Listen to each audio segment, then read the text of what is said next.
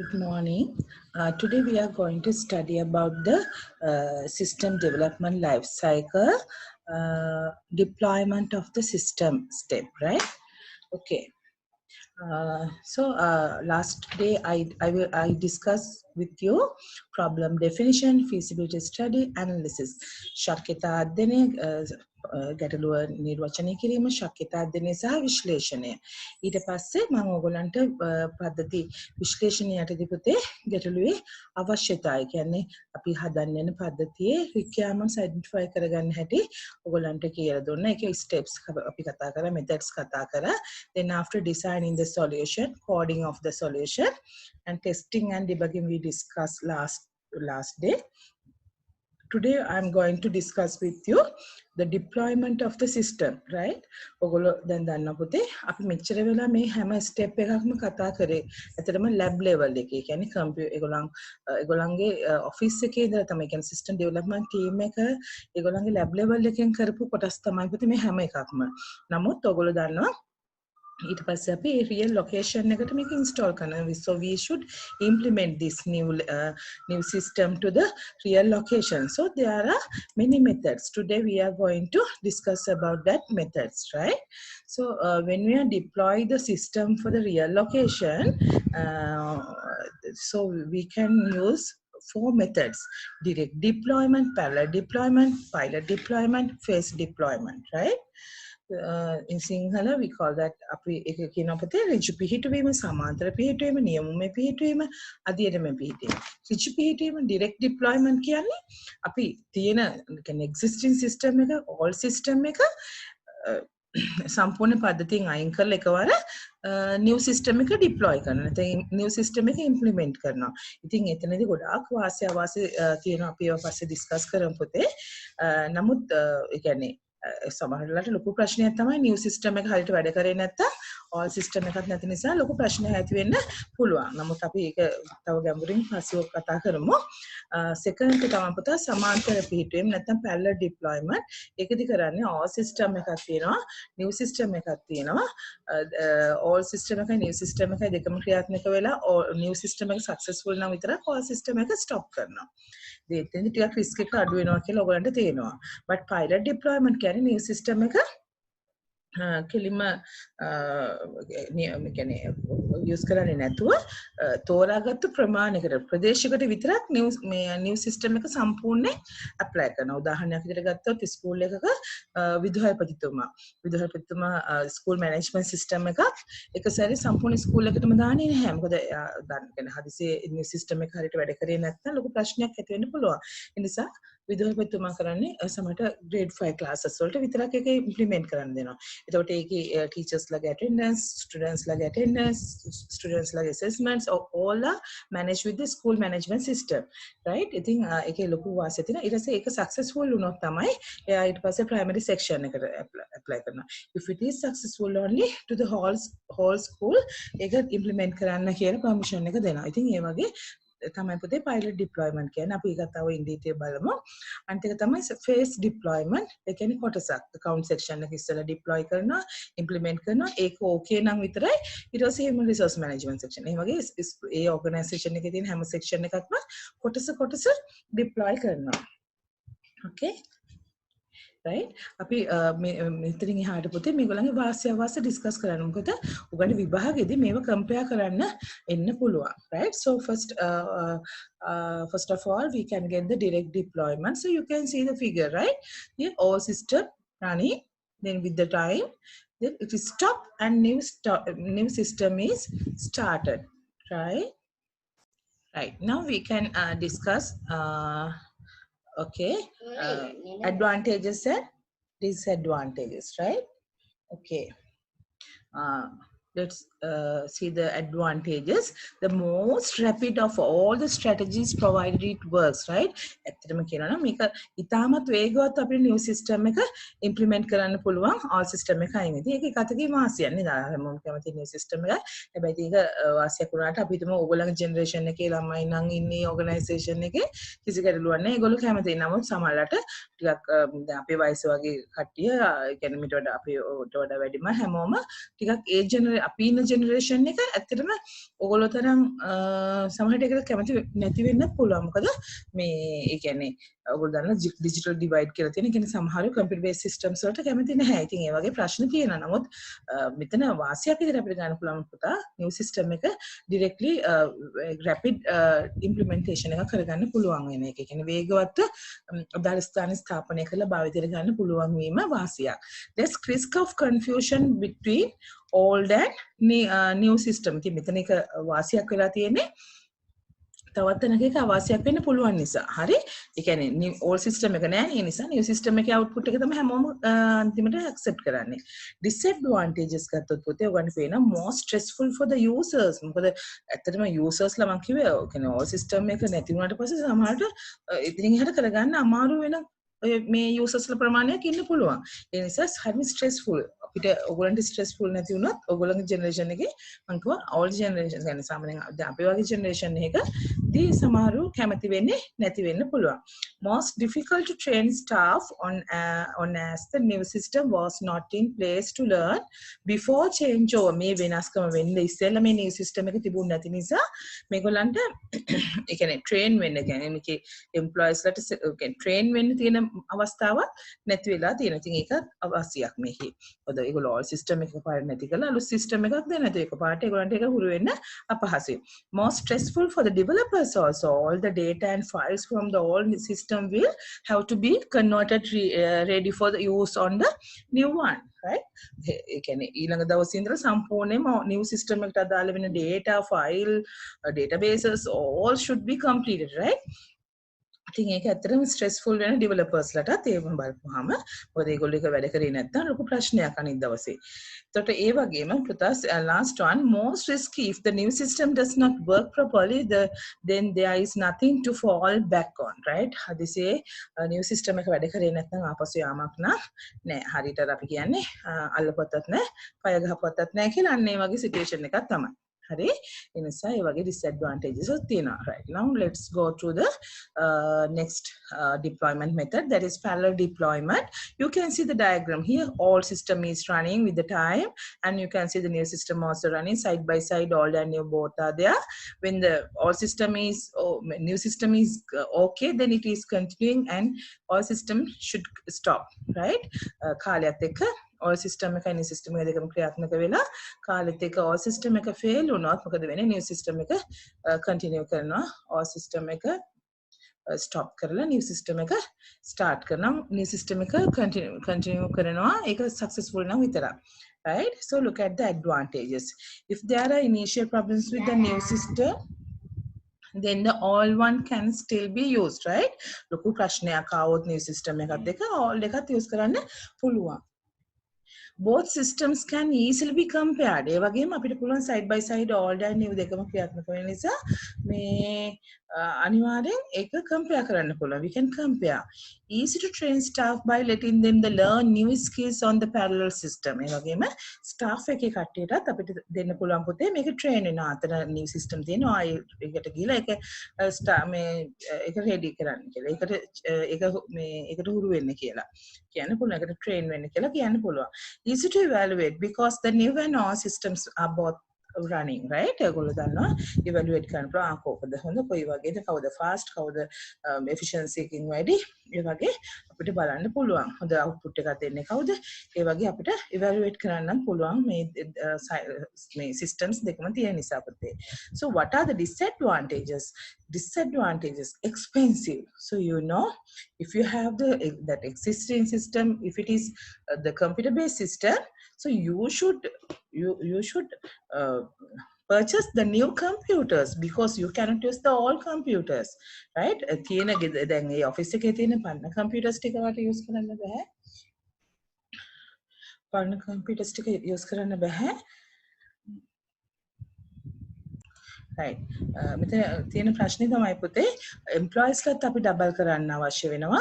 තියෙන resources උත් double කරන්න වෙනවා. මොකද ඒව පාවිච්චි කරන employees ලත් අපි අනිවාර්යෙන් recruit කරන්න වෙනවා. ඉතින් ඒ නිසා වියදම double වෙනවා. Some risk, there is a greater chance of confusion of errors if the two different systems being run side by side, right? ඒ වගේම ලොකු ප්‍රශ්නයක් ඇති වෙනවා. මොකද the all system එක new system එක දෙකම run වෙද්දී දෙන්නගෙන් එන මේ outputs difference එකක් ආවොත් ඒක confusion එකක් වෙනවා. ඒ කියන්නේ සමහරු කියයි මේකෙන් තමයි output එක මේ විදිහක් නැත්නම් මේ විදිහ output එක කියලා දේ වෙන්න පුළුවන්. Right, now let's see the pilot deployment, right?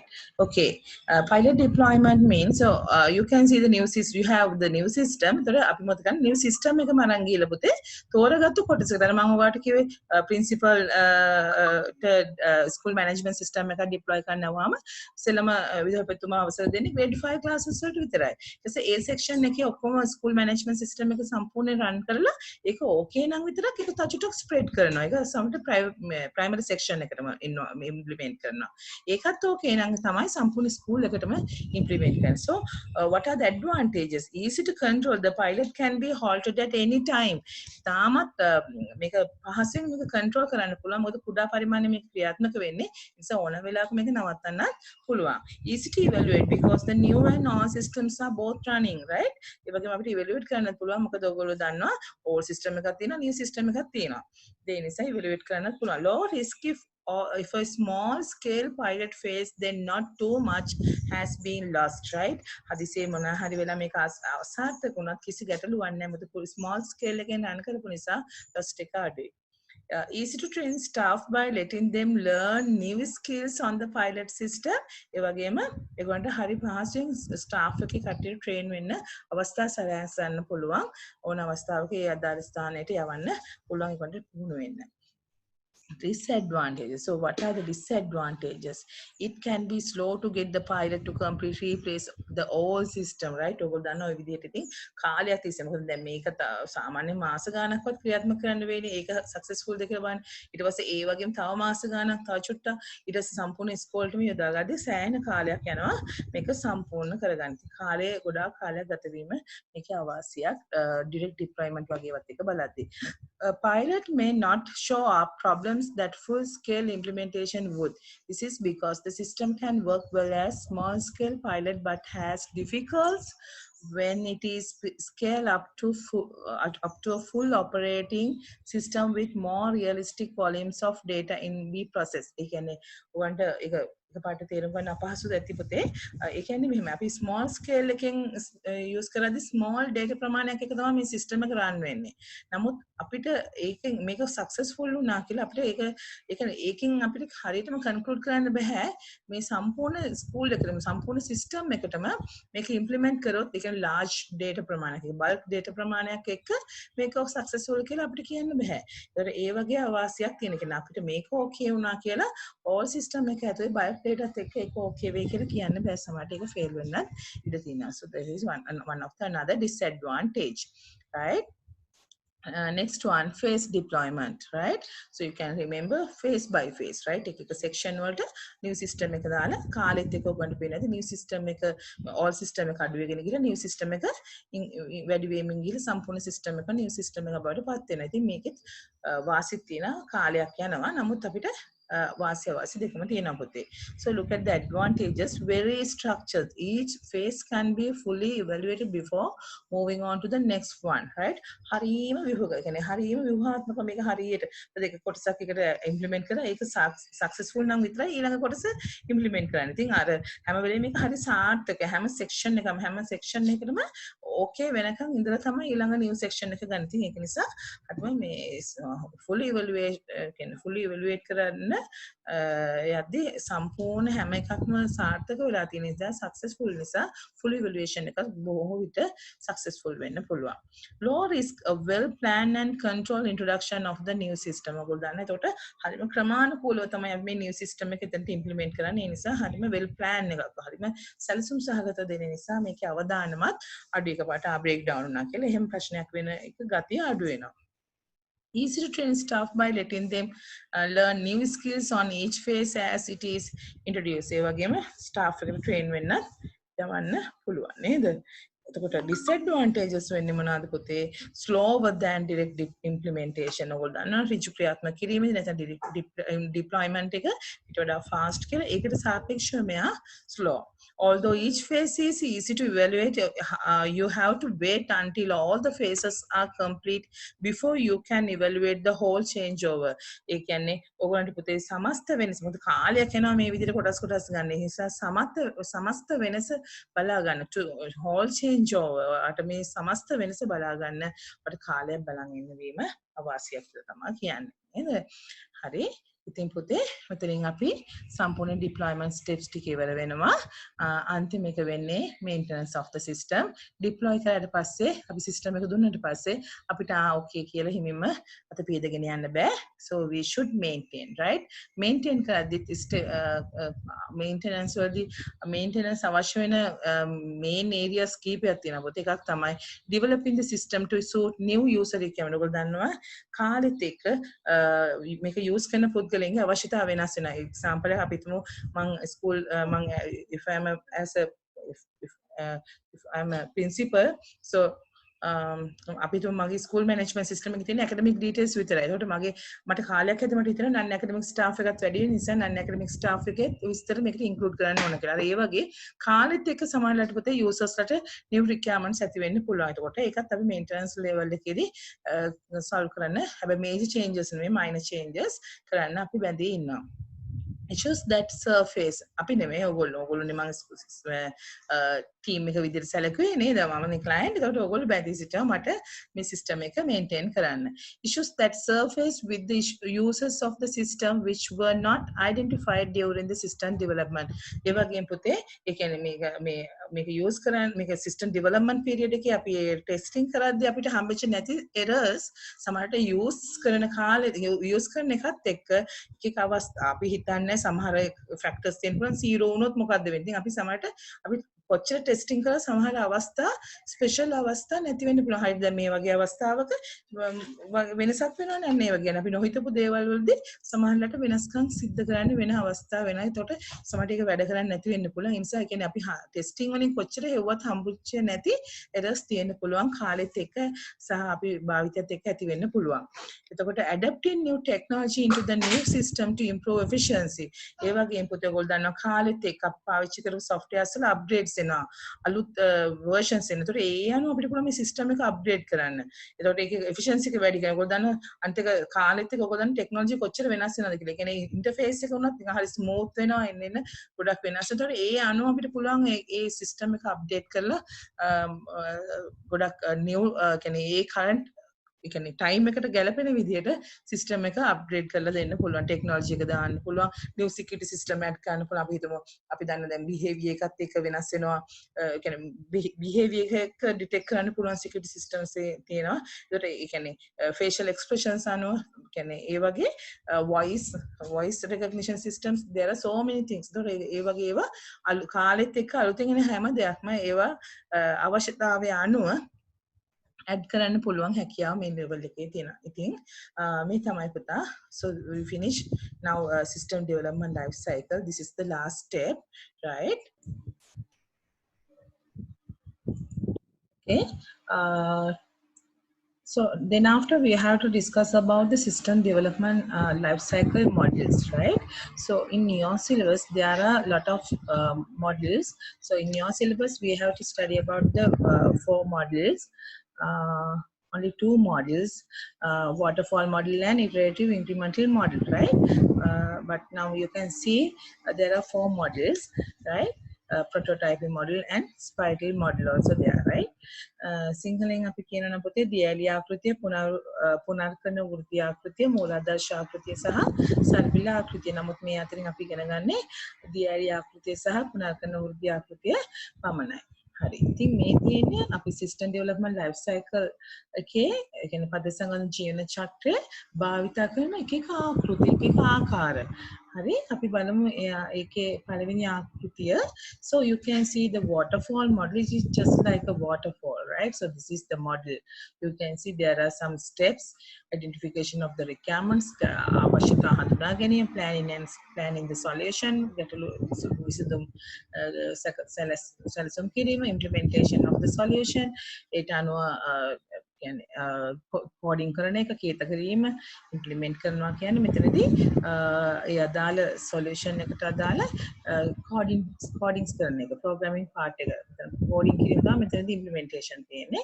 Testing and ඩිබගින් the solution, ඊට පස්සේ ඒක පරීක්ෂා කිරීම, deployment of the system, ඊට පස්සේ අපි හදපු සිස්ටම් එක අදාළ ස්ථානයේ රියල් ලොකේෂන් එක ඉන්ස්ටෝල් කරන එක, maintenance of the system maintenance. So this is just like that is just SDLC, but it is a model, right? System development life cycle එක භාවිත කරන එක ක්‍රමවේදය.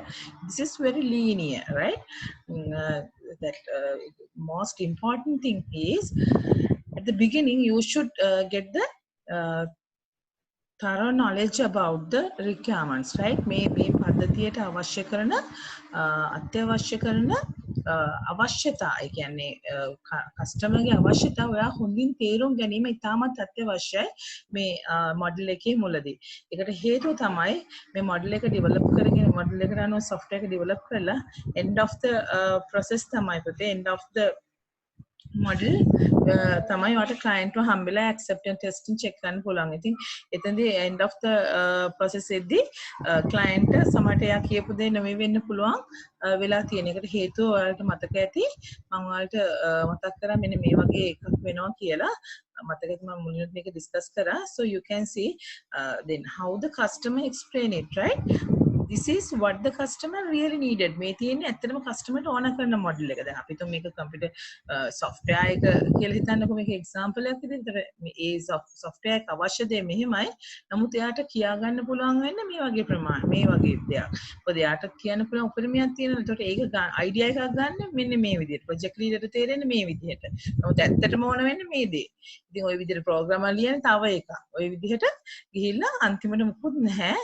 අන්තිමට මේ වගේ සිස්ටම් එකක් හැදිලා නැහැ. ඉතින් ඒ නිසා acceptance testing අනිවාර්යෙන් fail වෙනවා හොඳ requirement identification එකක් තිබුණ නැත්නම්. So you can see the some features.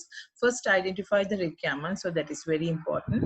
Then complete one stage before going to the next phase. හැමලෙම එක step එකක් ඉවරලා එක stage එකක් ඉවරලා ඊළඟ stage එකට යන්න පුතේ. The results of the developing the system is found at the final stage. This model has a limitation of developing the system that is different to what the user wants as the user sees the system at the end of the life cycle. Okay, there is a very big disadvantages, right? ඉතින් මේකෙදී වෙන්නේ හැමදේම user ට අන්තිමට තමයි product එක දකින්න ලැබෙන්නේ පුතේ. Therefore we can use such models. දැන් මේක use කරන්න නැතුවනේ මේ වගේ models use කරනවා. But so you can use such models for the very familiar simple systems, right? ගොඩාක් common systems වලට simple නැත්නම් common systems වලට පාට මේ වගේ එකක් පාවිච්චි කරන්න පුළුවන්. මොකද common systems කියන්නේ requirements of common.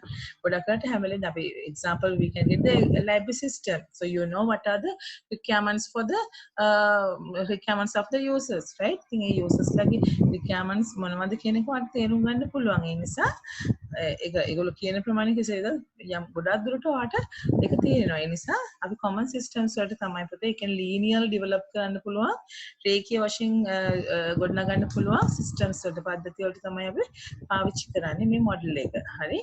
ඒකේ තියෙන disadvantage එක තමයි ඔයා හොඳින්ම requirements identify කරගෙන තියෙන්න අවශ්‍යයි. Right? Okay, let's go to the next one. අනිත් එක තමයි පුතේ මේකෙදි හැමදේම stage එකක්, එක step එකක් ඉවරනාට පස්සේ තමයි ඊළඟ step එක start වෙන්නේ. හරි.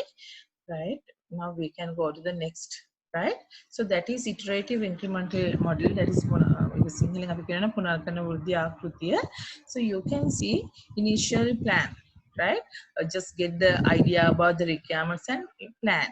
Then planning stage, so requirements gathering, analysis and designing, implementation, we can recording karne ka, testing karna, evaluate karna, right? Evaluation. So this should be evaluation, right? Evaluation එකේදී ඒක ඕකේ නැත්නම් රියල් සිටුේෂන් කියන්නේ අවශ්‍ය දෙයට මොකද කරන්නේ ආයෙත් requirements gather කරනවා පුතේ. ඉතින් again and again develop the module මේක නිරන්තරයෙන් මේක repeat වෙලා හැම වෙලේම users එක්ක අතරමැද user සම්බන්ධ වෙනවා. user සම්බන්ධ වෙලා බලන evaluation stage එකේදී user හැම වෙලේම connect වෙලා ඒක evaluate කරනවා පුතේ. ඉතින් මෙතනදී කියන්නේ හැම iteration එකකදීම අලුත් module එකක් හැදෙනවා. ඒ වගේම ලොකු experience එකක් එනවා developersට. ඔයගොල්ලෝ දන්නවා experience එකත් එක්ක හොඳ system එකකට යන්න පුළුවන් හැකියාව ලැබෙනවා. මොකද ඒගොල්ලන්ට ගොඩාක් එක familiar වෙන නිසා. ඉතින් නැවතත් customer හම්බ වෙන නිසා මේකෙදි system එක හොඳ development stage එකකට එනවා. So this is very important for the complex systems. This is the suitable model you can use, right? And finally this is deployment, right?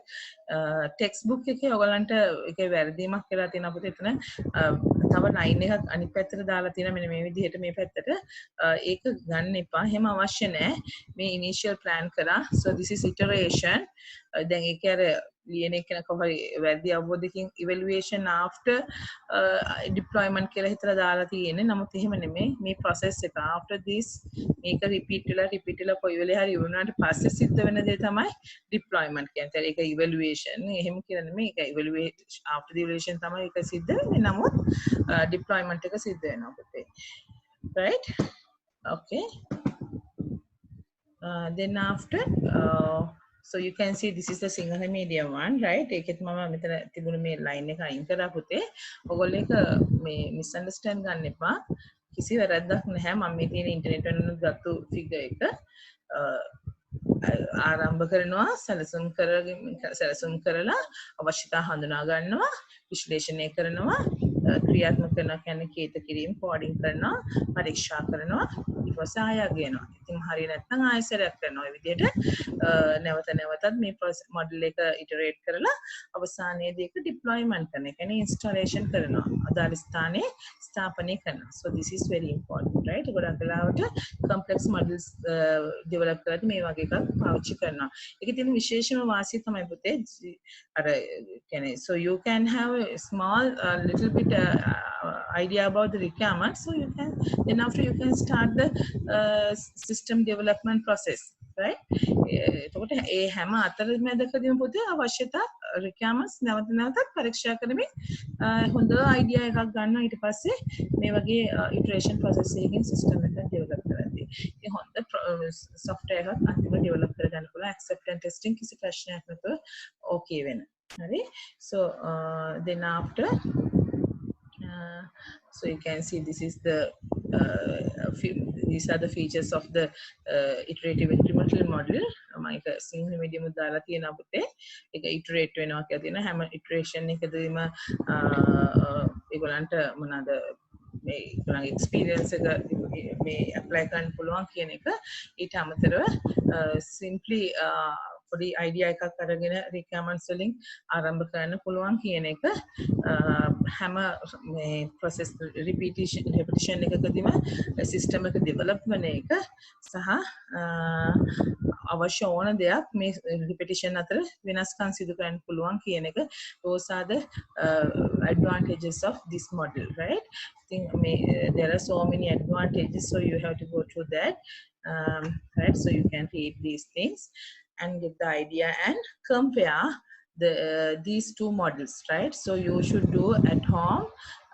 So this is my question. Compare and contrast waterfall model and iterative incremental model, right? දියැලි ආකෘතිය සහ පුනර්කන වෘද්ධි ආකෘතිය අතර සමාන අසමානකම් ලියා තබන්න. That is your homework, right? එහෙනම් හැමෝටම මම හිතනවා මේකේ හොඳ අදහසක් ලබා ගන්න ඇති පුතේ. So we can stop our class now. Then wish you all the best and have a nice day.